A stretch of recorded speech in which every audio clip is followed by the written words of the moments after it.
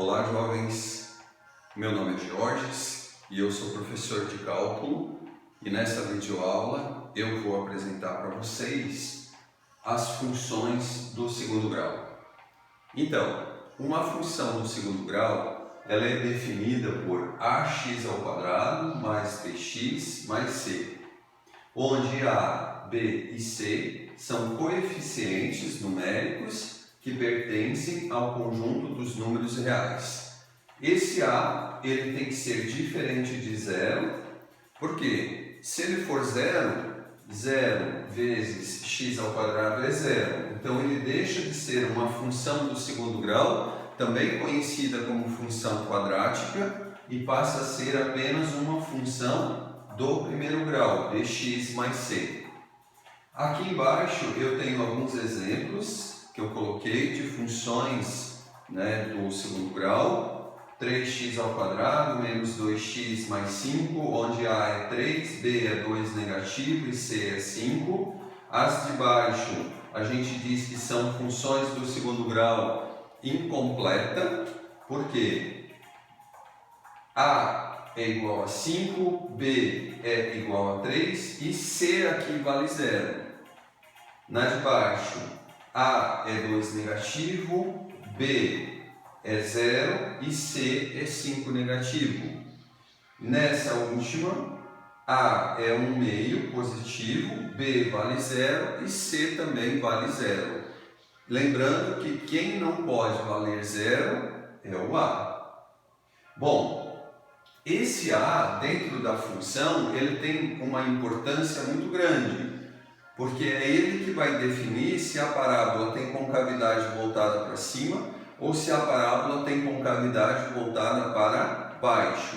Se esse a for um número positivo, a concavidade é voltada para cima. Se esse a for um número negativo, a concavidade é voltada para baixo.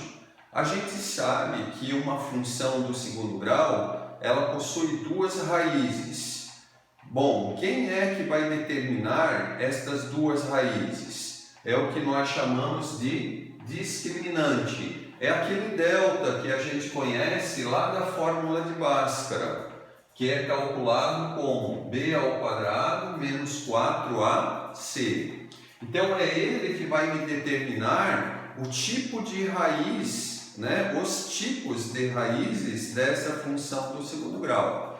Se esse delta for um número maior que 0, nós vamos ter duas raízes reais distintas, quer dizer, diferentes. As duas podem ser diferentes positivas, as duas podem ser diferentes mais negativa, ou as duas podem ser uma positiva e a outra negativa, mas distintas, diferentes, e pertencem ao conjunto dos números reais. Um outro caso que a gente pode ter do discriminante é ele ser igual a 0. Se esse discriminante é igual a 0, é porque as duas raízes da parábola são iguais, mas pertencem ao conjunto dos números reais também. A outra situação que a gente tem é quando esse discriminante é um número negativo. Bom, se o discriminante for um número negativo e a gente trabalha dentro do conjunto dos números reais, olha o problema que vai ter depois para calcular as suas raízes dentro da fórmula de Bhaskara, que é menos b mais ou menos a raiz quadrada de delta sobre 2a. Aqui dentro nós vamos ter o quê? Uma raiz quadrada de um número negativo. E a gente sabe que dentro do conjunto dos números reais, a gente não consegue resolver essa raiz quadrada com o radicando negativo. Por isso que a gente diz que quando delta é negativo, x' e x² não pertencem ao conjunto dos números reais. Portanto, para definir uma parábola, nós precisamos saber se ela tem concavidade voltada para cima ou para baixo, e nós precisamos saber se esse delta é positivo, se ele é negativo, se ele é igual a 0 ou se ele é negativo. Bom, Se a parábola tiver concavidade, se esse A for positivo, então a gente já sabe que a concavidade vai ser voltada para cima. Se esse A é um número positivo, a gente já sabe, né, pela definição dos discriminantes, que ela pode ter duas raízes distintas, mas positivas, ou ela pode ter duas raízes distintas, mas negativas, ambas voltadas para cima, ou a gente pode ter uma raiz positiva e a outra negativa, mas ambas pertencem ao conjunto dos números reais e são distintas. Quando esse delta é igual a zero, significa que nós temos duas raízes, lembrando sempre, a função do segundo grau, também conhecida como função quadrática, ela possui duas raízes. Não importa se elas forem iguais, que é o caso desse tipo de parábola, que ela vai ter concavidade voltada para cima, mas o vértice vai estar sobre o eixo x, porque tanto x' quanto x2' são iguais e nesse caso são positivas. Ou eu posso ter, né, uma parábola com concavidade voltada para cima, com delta igual a zero, quer dizer, as duas são iguais e negativas. Ou eu também posso ter uma parábola com concavidade voltada para cima, delta igual a zero, mas as duas serem iguais a zero. Então o vértice vai estar sobre a origem do plano cartesiano, né, de coordenadas 0, 0. Bom, a gente pode ter também um outro tipo de parábola com concavidade voltada para cima, mas quando esse delta é menor que zero. Como nós dissemos anteriormente, as duas raízes não pertencem aos reais. Bom, se elas não pertencem aos reais, isso quer dizer que eu não vou ter a intersecção dessa parábola com o eixo x.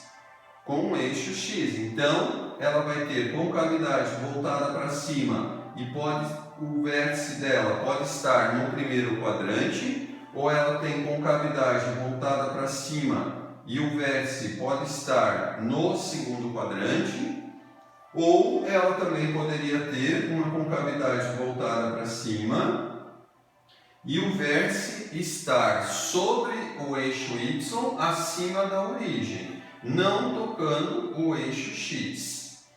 Bom, a outra possibilidade que nós temos é trabalhar com parábolas com concavidade voltada para baixo. Quem é que define isso? É o A. Se o A for negativo, então, concavidade voltada para baixo. Delta maior que zero, a mesma situação. Posso ter duas raízes distintas positivas, mas concavidade voltada para baixo. Posso ter duas raízes distintas, mas negativas, com concavidade voltada para baixo. Ou eu posso ter também uma negativa e a outra positiva. Mas percebam que todas as parábolas terão concavidade voltada para baixo. Quando esse delta é igual a zero, a mesma situação anterior. O que vai acontecer? Essa parábola vai tocar o eixo x apenas em um ponto, mas terá concavidade voltada para baixo. Então, as duas raízes podem ser iguais, mas positivas, podem ser iguais, mas negativas voltadas para baixo, ou elas podem ser igual a zero. Percebam que nesse tipo de parábola, quando o A é negativo e o delta é igual a zero, o vértice dessa parábola estará sobre o eixo x, mas voltado para baixo. A outra situação que a gente vai ter é também as parábolas voltadas para baixo, porque o A é negativo, mas esse delta também é negativo. Isso significa que as duas raízes não pertencem aos reais, portanto, elas não têm pontos de intersecção com o eixo x. Então, ela pode estar no quarto quadrante, mas voltada para baixo. Ela pode estar no terceiro quadrante, mas com cavidade voltada para baixo. Mas ela pode estar também sobre o eixo y na parte abaixo da origem, quer dizer, na parte negativa do eixo Y, mas com concavidade voltada para baixo, porque o A é negativo. Então, eu apresentei para vocês, né, as funções do segundo grau, a característica das funções, né, quais são os tipos de funções quadráticas que a gente pode ter. Percebam que existe, né, dois subgrupos, né, de parábolas, e dentro de cada um desses subgrupos eu tenho mais 3 grupos de funções, certo?